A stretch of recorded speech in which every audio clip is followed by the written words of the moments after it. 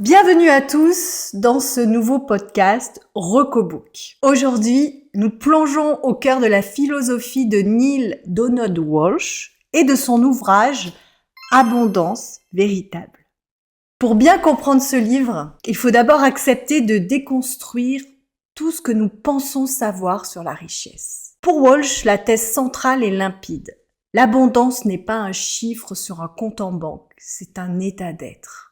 Il nous explique que l'univers est intrinsèquement abondant et que le manque n'est au fond qu'une illusion créée par nos peurs et notre mental. Le premier grand basculement que Walsch nous propose, c'est de renverser ce qu'il appelle la loi de cause à effet. La plupart d'entre nous vivent dans l'illusion du schéma avoir, faire, puis être. On se dit, si j'ai de l'argent, je ferai des choses généreuses et je serai quelqu'un de riche et d'épanoui. Mais Walsch nous dit que la vie fonctionne exactement à l'inverse.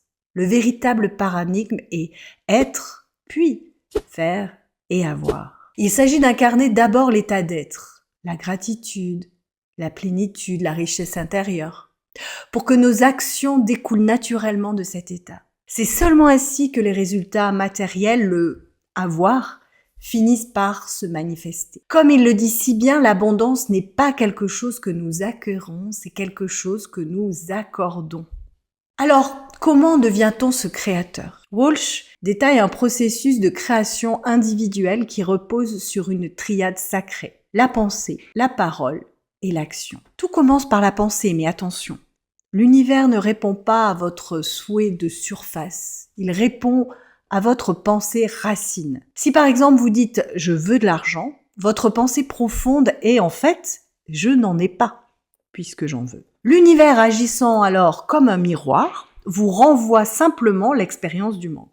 C'est pour cela que Walsch insiste, la prière est une déclaration de ce qui est déjà là. Ne demande rien, sois reconnaissant pour ce que tu as déjà choisi de manifester. Vient ensuite la parole, l'utilisation du puissant « je suis » qui est l'outil de création le plus rapide. Puis l'action, qui est la pensée en mouvement. C'est ici qu'intervient le secret le plus concret du livre, la loi du don. Pour Walsch, puisque nous sommes tous reliés, ce que vous faites pour un autre, vous le faites pour vous-même. Si vous manquez de quelque chose, allez en donner à quelqu'un qui en a moins.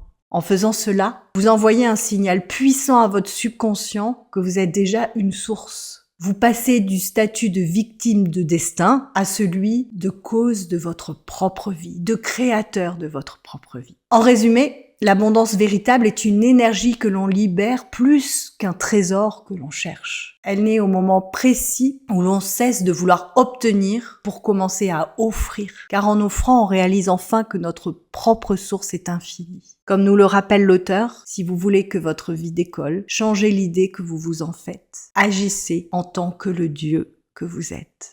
À bientôt.